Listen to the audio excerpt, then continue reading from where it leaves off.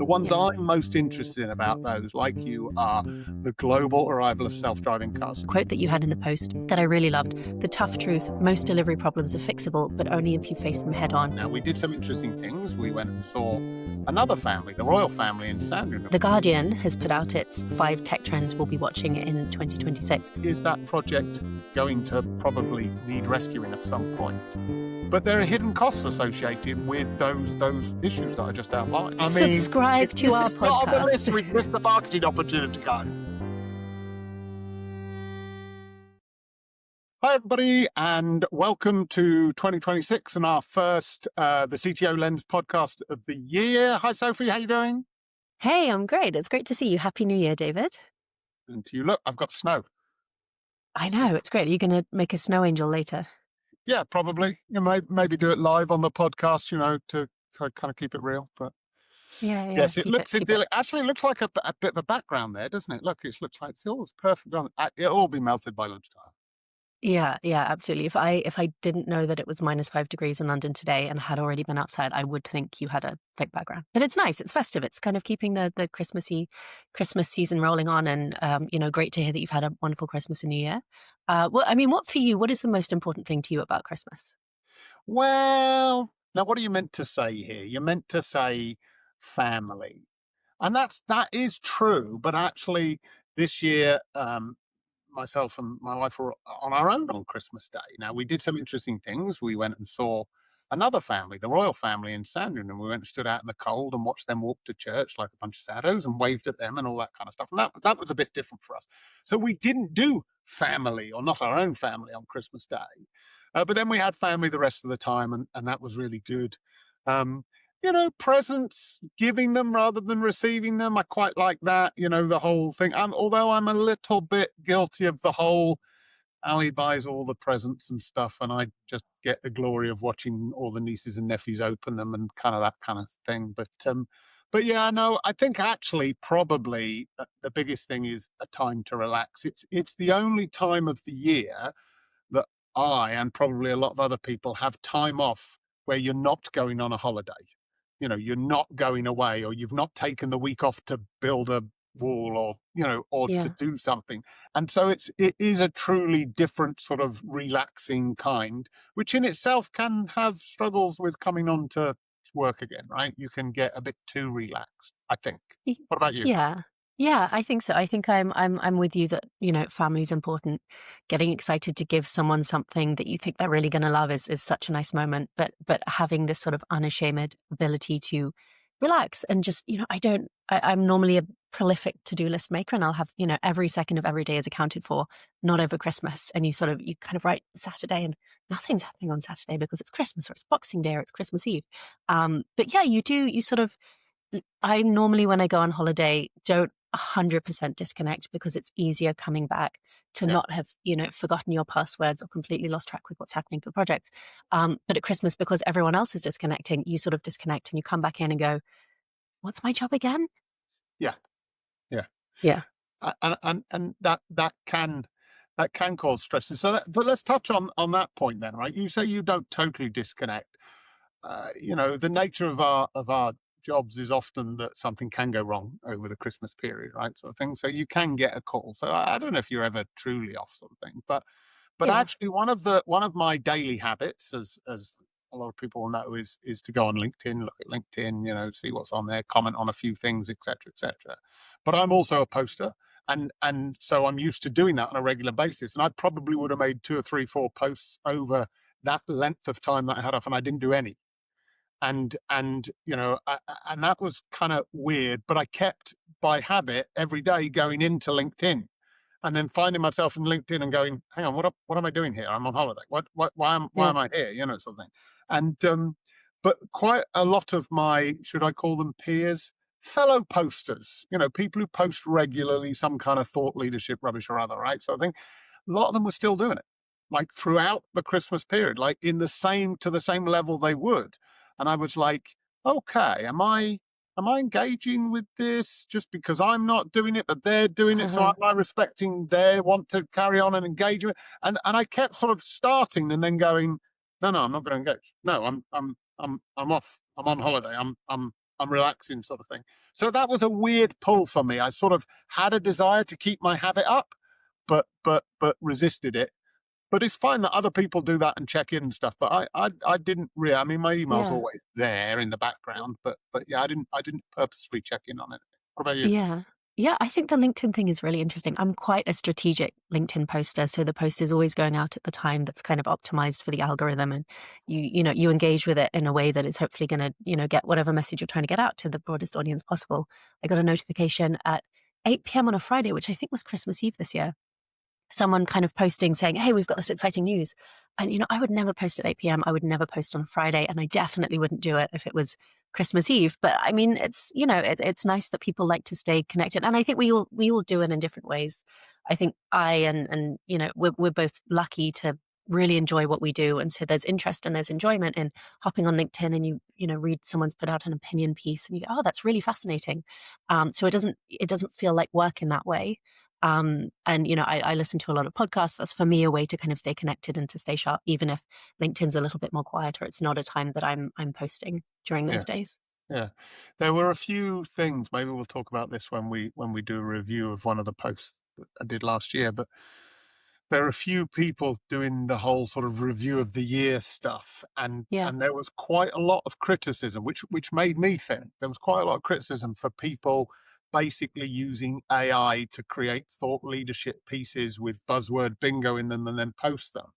And yeah, I saw a few of this, and a couple of people went off on rants, and I was just like, "Oh, am I falling into that trap?" Because I don't get AI to generate what I want to talk about, but I yeah, do use it to refine how I'm yeah. articulating it, and I've trained my AI, in my voice, in my tone of voice, and stuff like that.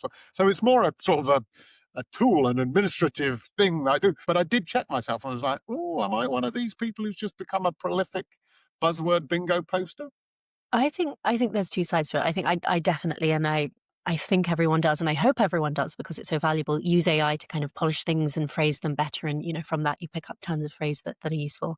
I think using AI to come up with your content, which is not what you're doing, is something that I don't necessarily agree with. And I'll sometimes read something and go, "What am I supposed to take away from this?" And I've actually got into the habit recently of taking posts and putting them into AI and saying, "Do you think this was written by AI?" And Right. often they'll come back with a two-part answer of, well, actually, we think the content is from AI because it's so generic and there's no Yeah. unique angle. And then the second part is, well, the content seems to be from a real human being, but it's been polished by AI. And you go, "Okay, great. Well, I'll listen because this is a real person's perspective and not just the entirety of the internet regurgitating the average perspective." Okay. That's an interesting use of AI to check whether AI is believing. Yeah. Okay. I get it. I get it. Okay. Cool. Uh, Um, so I have a question, oh, go on. because we set ourselves an objective We before did. Christmas in our last podcast. We wanted to see if Father Christmas would bring us 100 subscribers.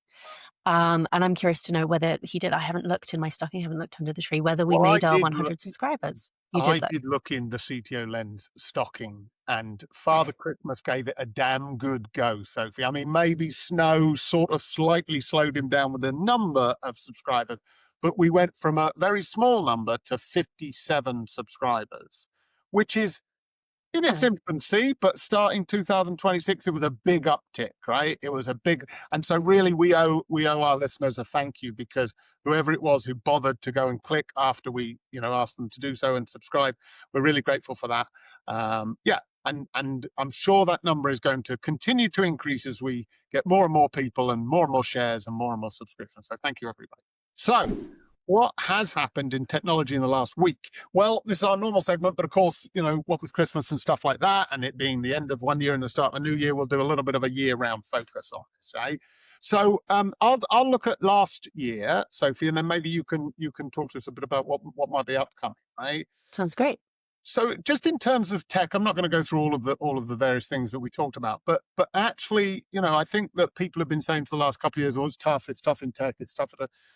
Actually, apparently, UK tech funding, according to UK Tech News, UK tech funding totaled 11.7 billion in 2025. And seed investment in itself, which is, the thing where people are using as an indicator, are we really trying to be innovative as a nation, leapt 19% year on year to 1.5 billion. So that gives me hope, I think, right? That Yeah, makes me think, yeah. oh, okay, it's not, I mean, some of those were sort of will go on, because they've got AI in front of their name, and I'm sure that drove some of it. But actually, I don't think that's a bad stat for the year, for the last year.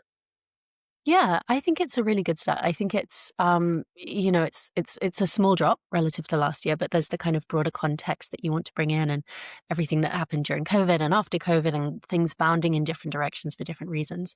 I think for me, particularly looking at the breakdown of investment, where we saw that there was a drop in kind of early stage, late stage remained fairly constant, and seed stage actually picked up a little bit. That it's less of a reflecting a kind of drop or recession, but maybe more of a refinement and changing approaches in how people are investing, not necessarily whether or not they are investing. Yeah, and also sort of what the kind of things that they're investing is. So we did have Yeah. 6 new unicorns created last year. So there are those big ones that out there that are driving massive scale are still happening. The early stage investment did drop, as you're indicating, by 22% year on year. Late stage funding stayed flat at 5.6 billion, but then, as I say, the seed investment, which surely is the seed for this year, which will then drive into the next 2 or 3 years, that went up by 19%. The largest single raise, actually, it says it was the largest single raise in B raise in European history, was the data center business Nscale. Now that's really interesting because I think, and you'll probably touch on this for 2026, what with the advent of AI or the chip manufacturers or the storage, et cetera, you know, infrastructural data centers are raising the largest amount of money, right? That says something about a direction of travel, I would think. Yeah.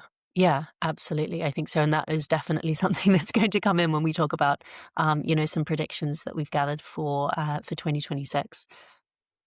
Yeah. So just a small little stat at the bottom of this article, which I thought was just interesting, is that when it comes to the placing for cities, who got the most funding in terms of city, obviously, for UK, obviously London was predictably top of the chart at 9.2 billion. But who do you think came second and third? You might get second, you won't get third. Oh, interesting. Well, okay. I For second and third, I would normally have said Oxford and Cambridge. Obviously, there's a lot of deep tech ecosystem existing there. But so let's maybe say Oxford or Cambridge, either one. Pick one for number two, and then number three. The only thing that comes to mind is, do you remember the leveling up initiative that the government brought out, and they said, Yes. well, we need to level up. Let's stop doing everything in London. And then it turned out that the Committee of Levelling Up had no idea what levelling up actually meant. I've heard a lot of talk around Manchester. So that's going to be my guess for number three. So you were right on the Cambridge Oxford. Cambridge was placed Okay. second, Yeah. with 724 million. So a long way off of London's 9.2 billion, but that's understandable.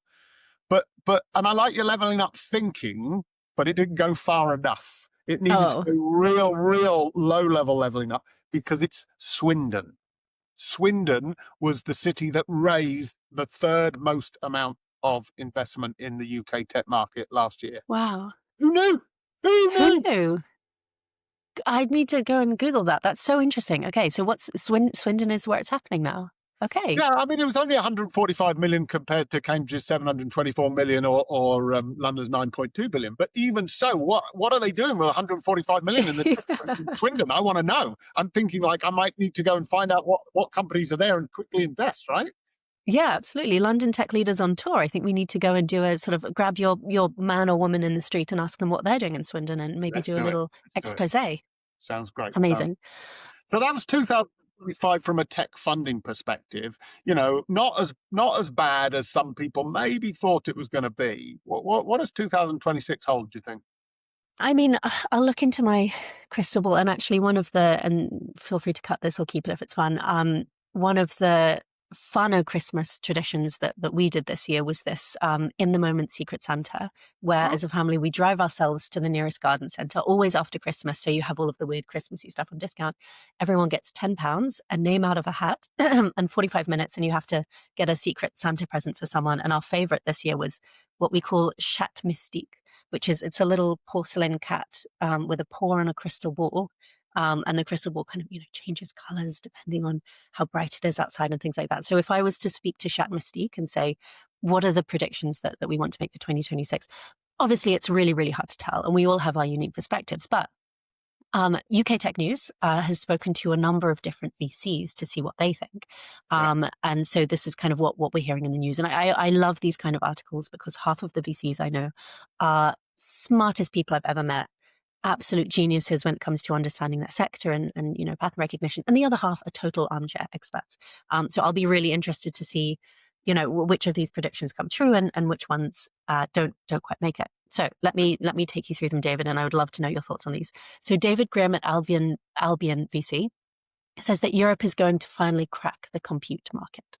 We're seeing kind of a sort of cluster of breakout compute companies. We've got great technology across Europe, including the UK, technical founders coming from fantastic, universities and industry hubs. And this is going to be the year that we crack compute. And it's so important because the demands that we're seeing on compute are growing much faster than the technology can scale. So something's got to give. So maybe we're going to see that. What do you think, David? Compute 2026? Yeah, I mean, that sounds reasonable given the last year, N-Scale raised, all of that 818 million as their Series B, and that was, across Europe. So yeah, I absolutely think that's a continuing trend. It's Yeah. interesting that he thinks we're going to get our act together, meaning, maybe we haven't had our act fully together in the past, sort of thing. So yeah, Yeah. that'll be interesting. But Europe's doing a lot more together, and I'm including the UK in the sort of Europe umbrella at that. We seem to be doing a lot more together. I think the whole Trump being Trump and focused on America is maybe making us think more European, strength together, all of that kind of stuff, economy of scale. So that could come true in that sense. Yeah, absolutely. And actually, I found out recently that I don't know whether it's the UK or Europe, but obviously compared to the US, produces more unicorns per investor dollar in comparison to the US, which I find absolutely fascinating. So there's this kind of like capital efficiency piece that is obviously much more subtle than how much money is going into any particular sector in any particular year, but definitely worth considering in terms of I mean, performance. the thing about that is that it depends which angle you come at that stat from. If you Yeah, come at it, you could come at it from one angle, which is America is throws a lot more money at investment and is a lot more speculative. And is that a good thing? Because then we get variety of investments and stuff. And the UK is a lot more selective. UK and Europe's a lot more selective, but therefore, spend more time doing its diligence and getting a result, right? yeah, yeah. Yeah, exactly. Okay, so we have a second prediction, and this is from Kibriya Rahman, also at Albion. I don't know if I agree with this one. So Kibriya thinks that we are going to see an institutional embracing of digital assets. So cryptocurrencies, basically, which I think is a really fascinating prediction because, and I think this didn't make it into our last podcast of last year, but two pieces of news around digital assets, cryptocurrencies that came out were one, incoming regulation in the UK of these digital assets, and second, the guy who was going to jail for I think 15 years because he had one cryptocurrency and he backed it on another cryptocurrency and the whole thing fell apart and he wiped out I think it was 3 billion or something from the sort of cryptocurrency industry. So Kibriya thinks that we're moving beyond Bitcoin price cycles and we're now thinking more in a slightly more subtle way about utility fundamentals, applications that actually make sense. And the UK, again, with all of the kind of tech founder talent we have, is really well positioned to lead this charge. I'm not so sure, David. What do you think? So it's an interesting one. Crypto is the technology that won't go away, right? It just keeps coming back, and Yeah. there are some huge success stories in it. There are some billionaires who've made out of it, but but there's so much apparent corruption and criminality around it. And it's operating in the dark web and all of that kind.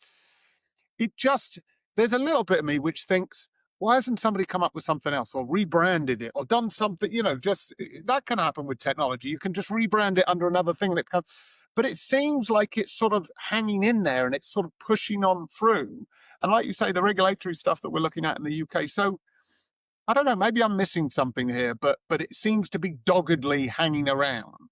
And although I would love to have bought a Bitcoin or two, 15 years ago, there is a little bit of me now which is thinking, I think I've mentioned before, I've got a little play shareholding, just a few £100 that I mess about with just to sort of see what goes on. And I've resisted Bitcoin. Maybe I should just see what happens this year and just put a little, couple of hundred in it, see what happens, just see where it goes.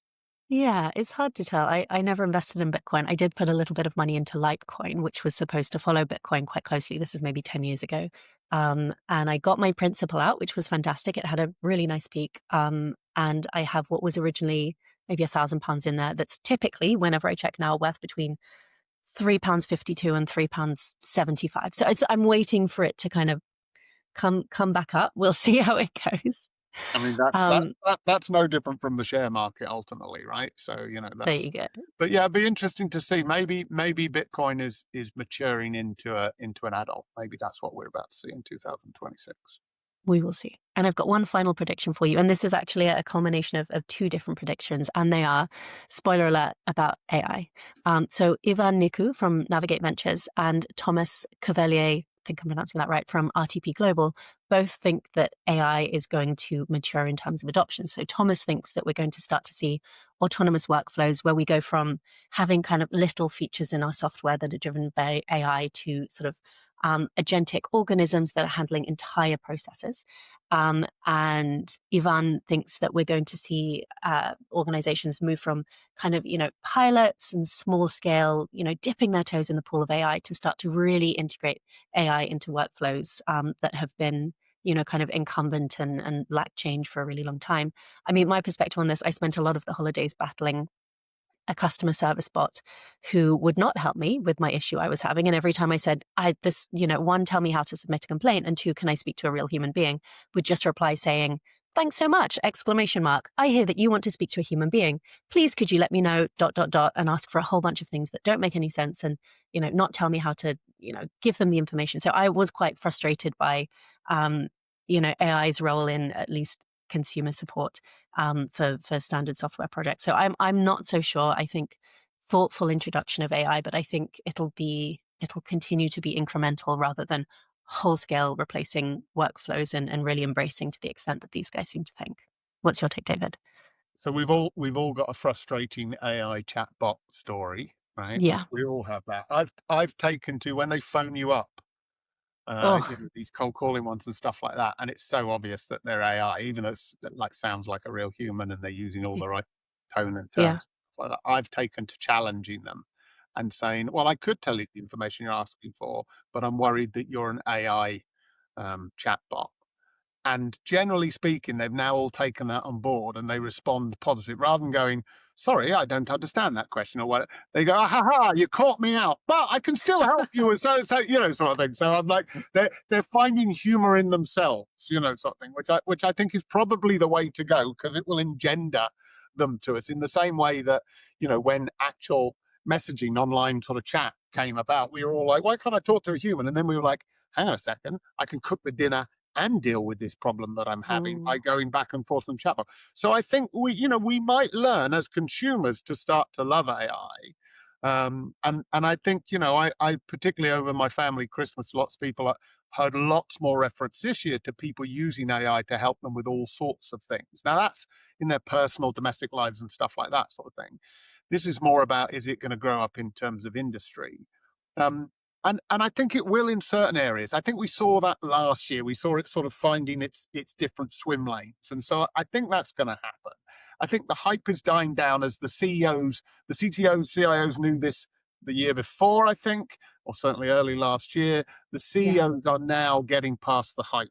They're now, rather than just blindly saying, well, should we use AI for that? Should we, they're now sort of saying, hang on a second, I'm hearing that my mate down the road invested a lot in this and didn't get anything back. So what are we doing and stuff like that? So I think that the conversation around AI and how it can be used in industry is maturing. So I like that.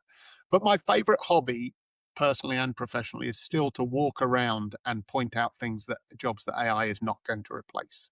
So, I Oh, had a plumbing failure over Christmas and, I didn't call a plumber because I'm Scroogey, so I got under the sink and was like, and I fixed it. And when I finished, I went, "Well, AI couldn't do that, could you?" And then, of course, you know, phones being what they are, listening to you all the time. One of the next reels that came up was a robot, intricately screwing on a bolt on a, on a piece of plumbing and stuff like that. And I was like, am I wrong about this? And I'm like, yeah, but that was like in a lab with a robot hand like this going Yeah. like I twisted my back to get that sink, and had bleach spilt on me at the side. So I feel that there are certain areas where AI won't go for a little while, and I'm perfectly happy with that. Absolutely. I'm seeing that with art. I think the more I see AI produced art, the more I want to buy absolutely anything that is not produced by AI. So There you go. There you go. Oh well, that was a good little back and forth on 2025 with a little bit of a view into 2026. I guess somebody will encapsulate all of this and come back to us at the end of the year and say, you got this wrong, or you got this right, or whatever. So we'll either be visionaries and seers or complete idiots this time next year. So we'll see what happens, right? we will see. We will see. And we have a few tech trends as well that we can talk about. So obviously these were predictions for where investment was going to go. But The Guardian has put out its 5 tech trends we'll be watching in 2026. Let me read the titles, and David, let me know which ones you're interested in, and we can double click on them. So number 1, data centers will blanket the globe. Number 2, the global arrival of self-driving cars. I want to talk about this one. Number 3, billionaires are probably going to get richer. That makes me very sad. Number 4, AI does and doesn't transform work. And number 5, consumer hardware is going to get some weird new form factors. And for anyone who has read this article, there is a picture of a man talking to a robot dog. He's a cute dog, though. It's like a chihuahua, maybe. Yeah. Don't know what it's for. So I'm gonna gloss over data centers blanket the globe. Duh, we've already said that. We've seen it in the investment trends, right? We know that's going to happen. I'm going to gloss over the billionaires are going to get richer. Meh. Good luck to them. Blah blah blah. Right? We know why that is. And I'm going to gloss over AI does and doesn't transform work. Right? We just talked about that a little bit, and also I think there's going to be some horses for courses there. The ones Yeah. I'm most interested in about those, like you, are the global arrival of self-driving cars. So they are currently. We know they've been doing this in America for a while. They are currently self-driving cars in London. I am desperate to be involved in this, right? I desperately do. My wife and everybody I know are like, oh no, I'm going to have to see that for a long time. I'm like, I want to be one of the first. I want to be in there. I'm definitely early adopter on this, right? And largely because I've seen a lot of the stats around it, a lot of the safety. They're way, way safer than human beings, right? So I think I absolutely want to just experience one of these and be in one of those. So I'm looking forward to that happening. It's going to have to be city-based for a while, I expect, but I'm really looking forward to that happening. Yeah, absolutely. Well, I haven't spotted any in the wild in London just yet, but I was in San Francisco later last year, and I spotted many Waymos, but also I hadn't really appreciated the diversity of different self-driving cars that are actually out there commonly on the road. You see one walk past and go, okay, well, that's a Waymo. I know about that one already. Then you see another one with a kind of blob on the top, and okay, that's Google's one. And it's interesting. It seems almost like a kind of early stage ecosystem meets Mario go-kart races, and they all look a little bit different. And so I'm really interested to see this. And I think for me the question is very much, how do we stay connected, as this kind of industry starts to evolve? How do we stay connected to the why as well as the how of self-driving cars? I can deal with the why, right? I was out on Saturday evening. Everybody had had a few drinks, but to get home, we were on a train, so that was fine. But then we had to get from the train station to home, right? And it was too cold to walk. So early in the evening, I had to make the decision that I would not drink. Right? Yeah. It was just like the end of the holiday season. We went out, a few of us and stuff like that, and I didn't drink. Now I'm pretty okay not drinking, right? But if there'd been a taxi that could have driven us home automatically, that would not have been a problem. So I'm totally like, I get it. Bring it on. Yeah. Yeah. No, it's great. It's a good use case. I found out recently that in China, you can hire something called a drunk driver, which is if you're supposed to be the designated driver and you're not, you actually call someone, they come on a folding bike and they drive you home. They're the driver in your car with their bike in the back. I love And that. then I when you love get that. home, they hop back on the bike. It's That's a great. non-technical solution to It's the same amazing. problem, right? I love that. That was a brilliant idea. Brilliant idea. So what about these funny little consumer devices? I mean, we like you say, the picture is here like talking to a plastic robot dog and stuff like that. Yeah. But I've seen a lot of robots, old Elon Musk's robot messing about on screen. I saw one of them boxing the other day or something. It's all gizmo-y at the minute. But I don't really mind whether it's a fully fledged walking, talking robot or whether it's just a device that really Mm. helps you. And I think there are some applications here for health. I think there are some applications for loneliness. I think there are all sorts of communication driven applications here and practical help applications. And it started with our watches years ago, right? You've got your earphones in. These are all linked together. Everything started to link together. IoT is coming of age in that sense. I'm up for this. I think this is all right. I don't think we should be too scared about this. Yeah, I think it feels to me like an exciting time where we're transitioning from, hey, we've built this technology and often they're technologies that sit on your body in some way and okay, well it does what it needs to do, but actually the form factor isn't quite there. To your point, some people don't wear their Apple Watch at night because it stops them from sleeping. And so you don't get the stats on sleep and you can't feed those into, lifestyle medicine or give them back to your doctor to help you sleep better.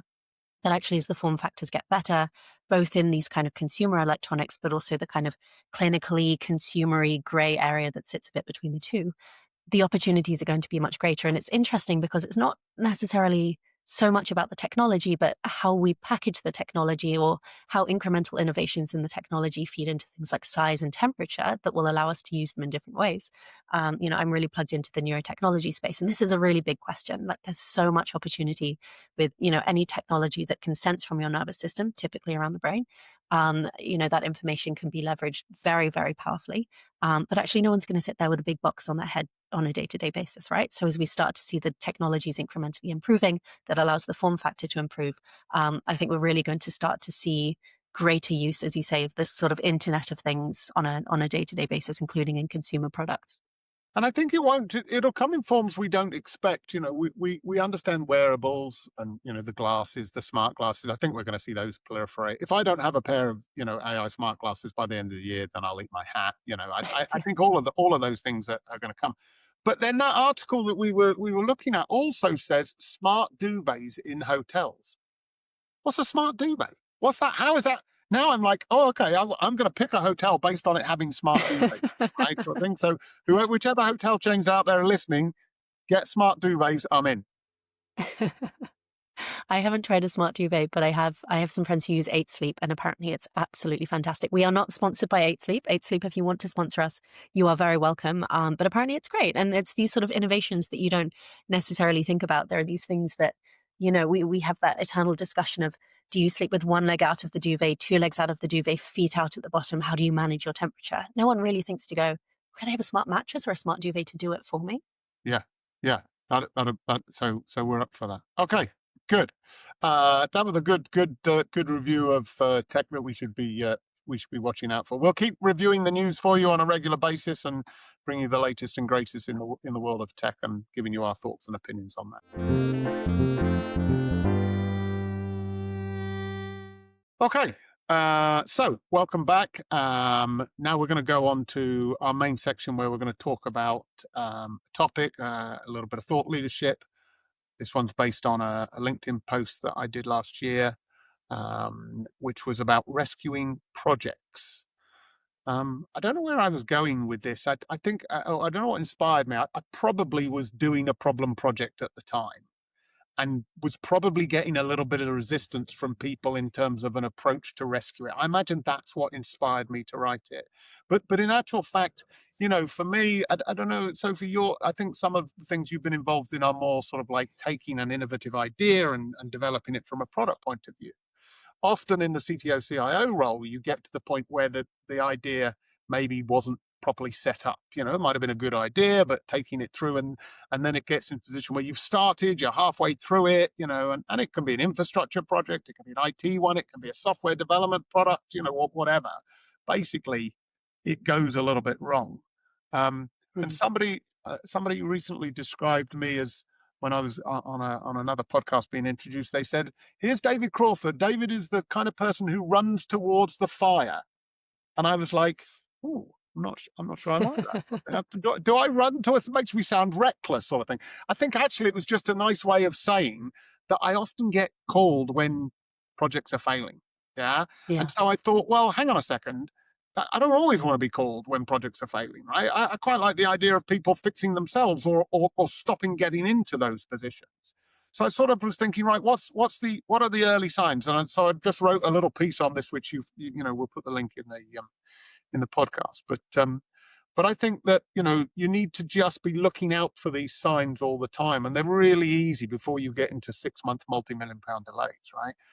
Yeah. I highlighted a few, right? So deadlines quietly slipping by a week or two. Teams working late but not making real progress. So everybody's working hard again. Well, everybody's working really hard. Everybody's, and they're pulling all the hours and stuff like, but it's not moving the dial.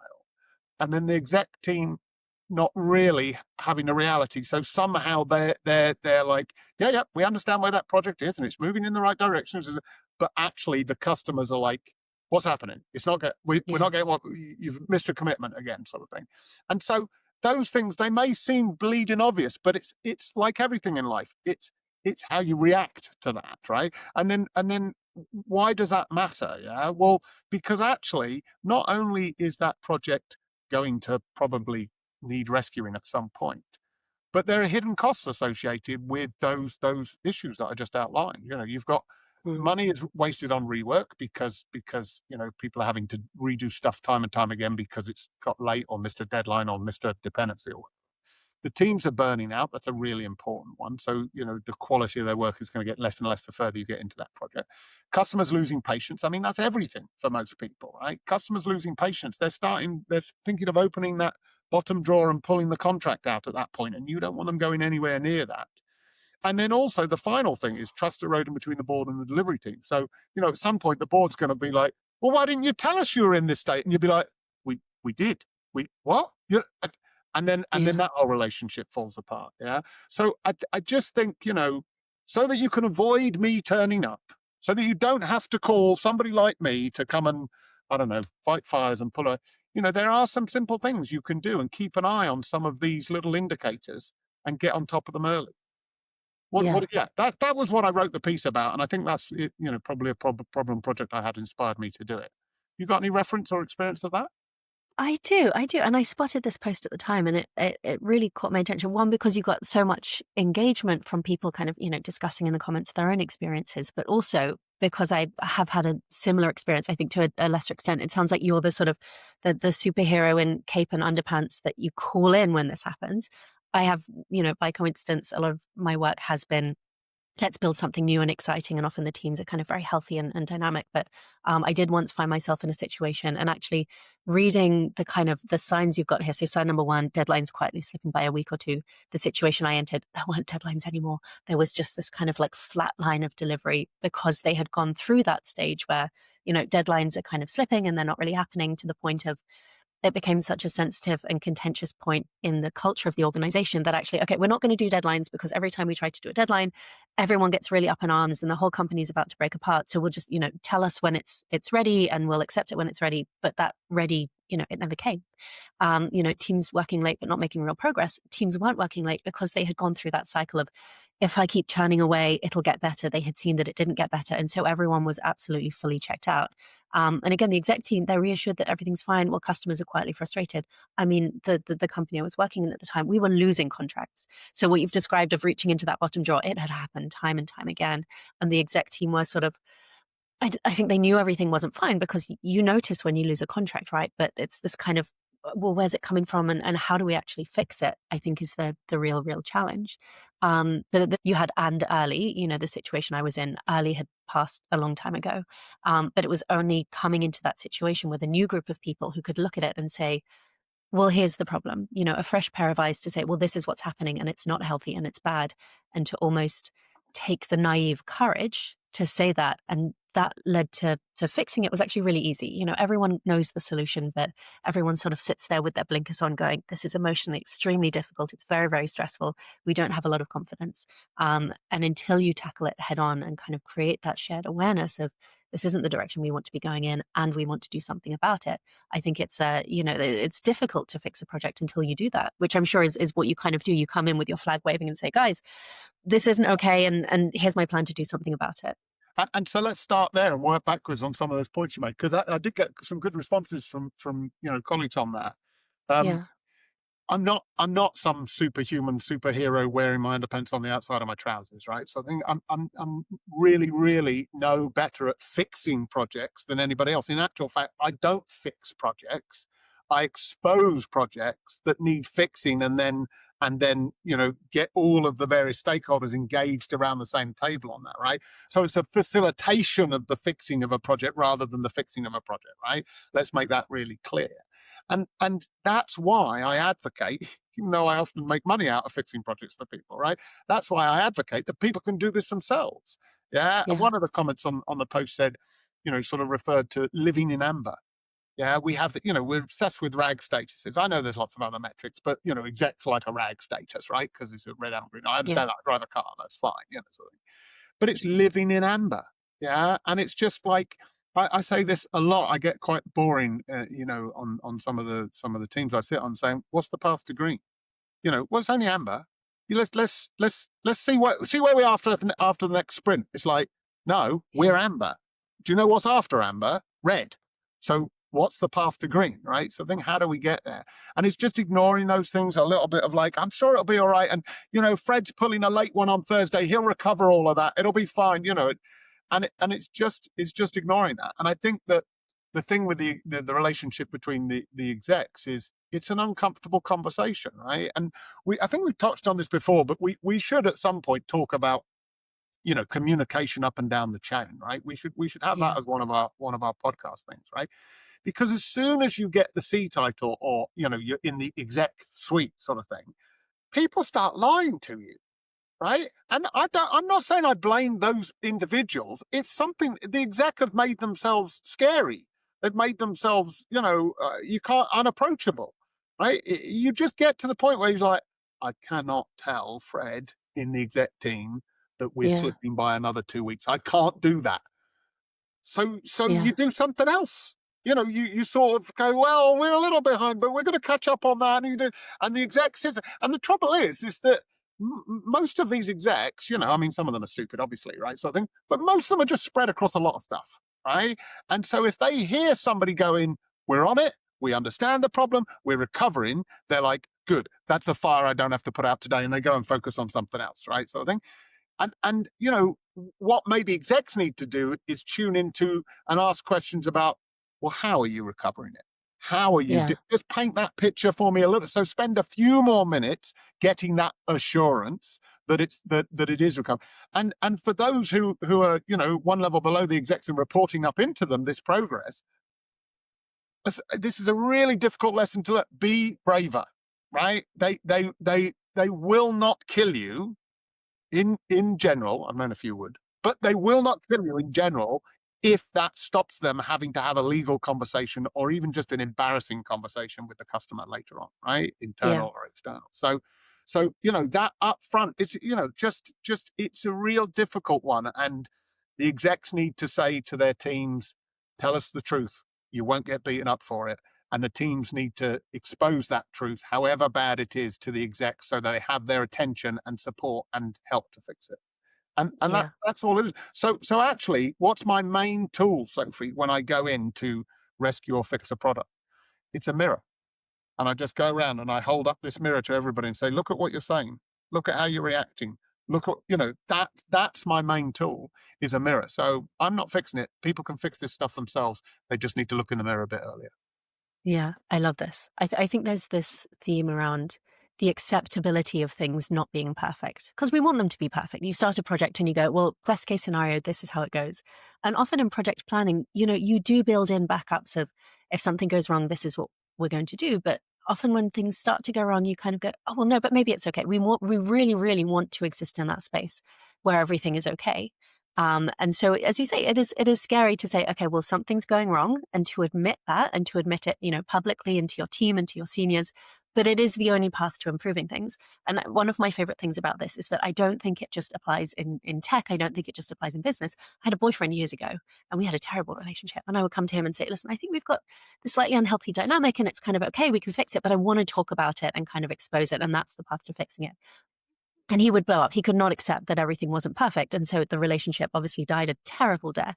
And so I think it's this very kind of having this acceptance that we don't want things to go wrong, but it's a part of the process. And we have to sort of accept and acknowledge and respond to things going wrong rather than burying our head in the sands. And to your point, that's when you go from, is it green? I think it's green, all the way to, oh, it's red, and it's undeniable that it's red, and it's maybe a little bit too late to fix it. And just like your disastrous relationship with an ex-boyfriend, it's about communication, right? Yeah. And if one party won't communicate with the other party in an open and honest way, then the whole thing's doomed to failure. And so, communication. It's always there.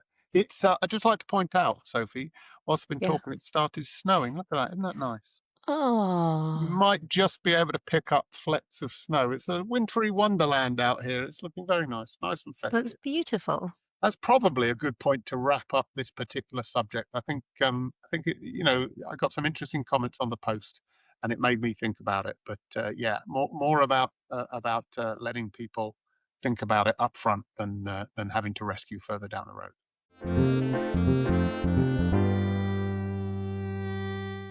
Luke, take us away, extraordinaire quizmaster for 2026. Are we resetting the score, or are we crossing the years? Well, no, we're not resetting the score. It's still currently 3-0 to David. So, Sophie, lots of work to do to catch up. But I thought today, as keeping spirit with the new year, that we're going to base the game all around New Year's resolutions.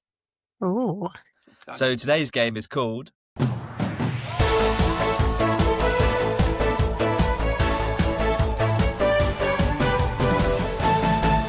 The Resolution Race. Okay, so what I need you to do, David and Sophie, is come up with 7 or 8 New Year's resolutions yourself. So if you could currently write down 7 or 8 New Year's resolutions, and then I'll ask you for your answers as they come.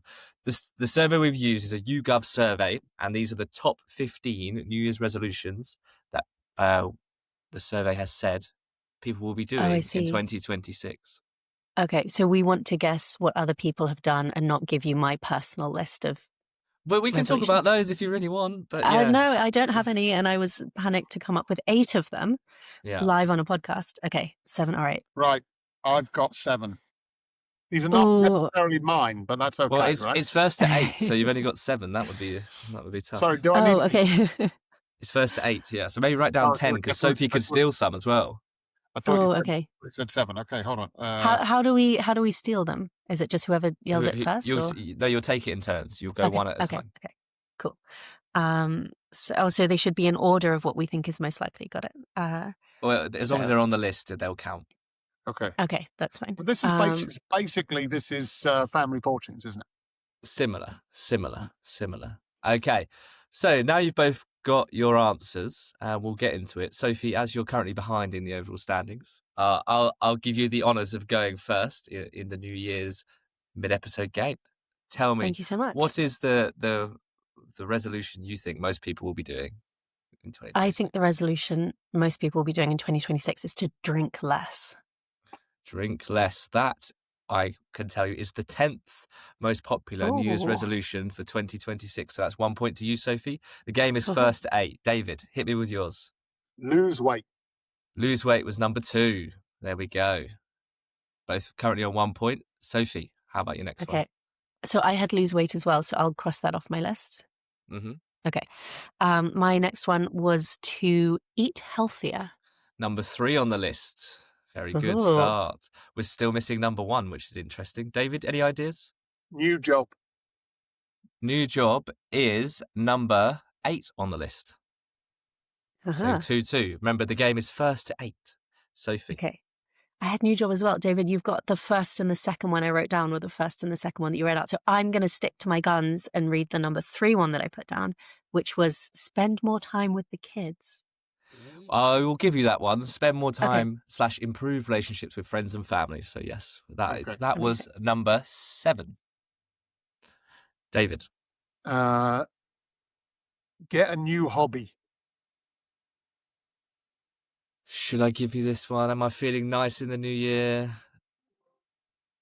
I can't give it to you, but I'll tell you what it is later in the game. Okay. So 3-2 to Sophie. She's currently 1 up. Oh, here we go. I had better hobbies, but I'm going to say learn a new skill. See, that is exactly what we were looking for. So 4-2 to Sophie. She's gone a break up if you were working on tennis scoring. David. Okay. So these ones aren't going to apply because these are specific learn a new skill. So I went for learn a new language. No, unfortunately not. Sophie's right in the lead here. Can she consolidate her lead? Yeah. So I have 2 that I have conviction in. Okay, only allowed to say 1. I'm going to say exercise more. That was the number 1 answer. If it was Family Fortune, you get like the when you win a prize. But there is no prize. David. That's a good one. 5-2 to Sophie. We really need to get back in the game here. But you are the king of comebacks. Well, that is true. Something about relationship goals, improving your relationship with your husband, wife, partner, whatever sort of thing. That kind of links to Sophie's one, but I'll give it to you on the one above, which is be a better person. So there we go. That kind of is all encompassing. So that's 5-3 Sophie. First to end. I am going to take the opposite tack, and I'm going to say, is it to end a relationship? Are there people who are like, I have to break up with this person this year? Right. No, unfortunately not. We did kind of had that around the job one. It could be like find or change job, but no, relationships, try and just repair the ones that you have, I guess. So still 5-3. I've got a money one. So you could call this budgeting, investing, spending money more wisely, whatever, but look after your money a bit better. Yeah, save more, spend less. That's number 4 on the list. So there you go. Yeah. I had that one as well. David, you're stealing all of my best ones, and I've actually run out of ones that I wrote down previously. So I'm going to see what comes to mind. I think, and this is not speaking from personal experience, but is there something about kicking an unhealthy social media habit? There is not, but you're along the right lines with kicking bad habits. I'll give you a clue there, 5-5. David. I'm not going to lean into that. I've just thought another new one, which is listen to a podcast or more podcasts or better podcasts. I mean, subscribe to our podcast. Not on the list, we've missed the marketing opportunity. Yeah, that's actually number 16, number 1 in our hearts, but not on the list, unfortunately. But you're along the right lines with taking in more content. So I'll help you with that. Okay. So you seemed like you had an epiphany after your last answer, which is? I'm going to be shamelessly inspired by your hint, which is to stop smoking. That is on the list, correct. I mean, is that really on the list? How many people do smoke these days? I never see anybody smoking. Well, maybe the modern game is... stop vaping. Yes, it's quit smoking and or vaping. Yeah. Okay. Right, there's 3 more to get. Okay. So I think paying attention to your mental health more then. Mm-hmm. The thing would probably help that, I would say, but a lot of people meditate. No, but you might do this on this certain thing. Yeah, unfortunately, I can't give you that one. I'll leave that one, and David can come back to it. I have a sense of what it might be. Is one of them get a promotion? No, unfortunately. Oh, damn. Go on holiday. Go on holiday. There we go. That always betters your mental health. So, yeah, I think it's probably quite important for people listening to this podcast to remember to take a break and have a little bit of a travel and decompress all the stuff you kind of spoke about at the start of the episode. Although they can take the podcast with them. So. They can. The podcast is portable. It travels. So, yeah. So the last 2, one is around taking in more content, and the other one is around bettering yourself at work. So, yeah, those are your 2 clues. So it's... I think it's Sophie's guess, and it's 6-6. Okay. I don't know if go on holiday is a resolution. I think we typically do resolutions that are like, oh, I need to do something bad and horrible that will make me depressed, but I have to do it. But then you can do fun stuff. I read something that was a person who set a resolution to eat one of every different shape of pasta. And it's great. Do it. It's a fun goal. Well, my personal one is to just take and post more photos. That's mine for 2026. Take a what? Take and post more photos. Okay. Okay, so better yourself at work. What was the other hint? Take in more content. Take in more content. Okay, so I'm going to say one is go to the cinema more, like watch more films. No, unfortunately. We did the podcast thing, so it can't be that. I think taking more content must be something around learn more, train yourself more, get tune into more educational content. Oh, you're close, but I can't give it to you. I think it's read the news more, but I think David should get that point because that's what you were saying. You were like expose yourself to more things. I was inspired from what you were saying. Sophie, you're I losing, summarized girl. it as do Come the on, news. you're losing. No, Take wait, the win. am I losing? Okay, if I'm losing, then I'll take the point. We'll just call that a draw, and then we just need the Okay. last one, like the winning one. Last one. And this was Which around work. Bettering yourself at work. You Bettering guys yourself at might work. already be very good at this, but I'm definitely not. Well, I am good at the second part, just maybe not the first part. 2 parts. Okay. Bettering yourself at work. Think about what people are generally bad at when they first go into work. Listening. Making friends. Is that from personal experience? Yeah. Stealing from the stationery cupboard. Stop stealing from the stationery cupboard. Is that it? No. Putting your tea bags in the wrong bin. Yes. Yeah. Leaving your mugs on your desk for the cleaners. You put them in the dishwasher. Exactly. I don't know Nicking somebody else's mouse. These No. are all things that get you further on in work. It's so basic. You got to get it. What are people notoriously bad at? Oh, being on time. No, but time is relevant. Time management. Yes, finally. The 5-minute game took 10 minutes, so good luck to Will editing that one. Yeah, But- sorry, Will. So David somehow has come back from the dead again to win 7-6. Sorry, Sophie. Sorry. It's just it's becoming how a it's meant to pattern. be. It No, is. but- It's a strong pattern. Yeah, I know. Well, I'm sure no one likes a multi-winner. So I'm sure whoever's listening is starting to cheer on Sophie and boo David through their phones. So Well, let's not boo. Let's be positive. No and booing. uplifting. Let's just be passive aggressive. I'm going to write the next disaster diaries, and it'll be me saying, "Listen, I have this thing at work, and this guy keeps on winning, and it's really, really awkward. What do I do?" we'll do the next game is worth 4 just to see if we can get you back on level terms. No, we'll just win even more. Well, that concludes the mid-episode game. Thanks very much, guys, for playing, and I'll see you next week. Thanks, Lou. Thanks, Luke. Another fun mid-episode game, which might be closer to the end of the episode. We'll see how it goes. So that was good. We've covered quite a lot this week. First week back in the new year.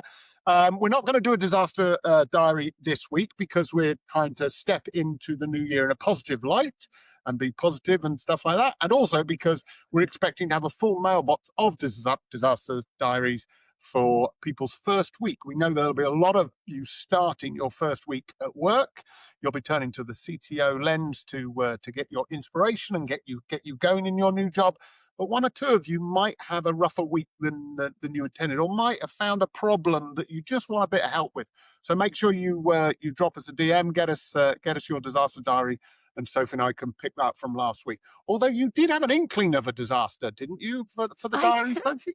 We did. We had one disaster diary in the mailbox from a Mr. S. Claus, who very, his tail really between his legs. He said that he had tried really, really hard to deliver 100 subscribers to the London Tech Leaders podcast, and he just didn't manage it. And he was looking for some help to kind of do a little bit of a retro on, what went well, what didn't go well, so that next year he can bring 1,000, maybe 10,000 subscribers. Who knows? But I think let's reply to him privately, because it sounded like quite a sensitive issue, and so I don't think our audience needs to hear the Yeah, ins no, and outs we of don't what want to went be on there. naming naughty boys and naughty girls at this point and who's on the good list and the bad list, right? Sort of thing. I think we should be benevolent and say I'm sure Mr. S. Claus will focus on that next year and over deliver. I'm sure that's what Absolutely. he's aiming for. So, all right. Well, listen. Thank you everybody for tuning in for our first episode of the year. Lots more to come, and thanks for joining me again, Sophie. And we'll see you next week. Thank you so much, everyone. We'll see you next week.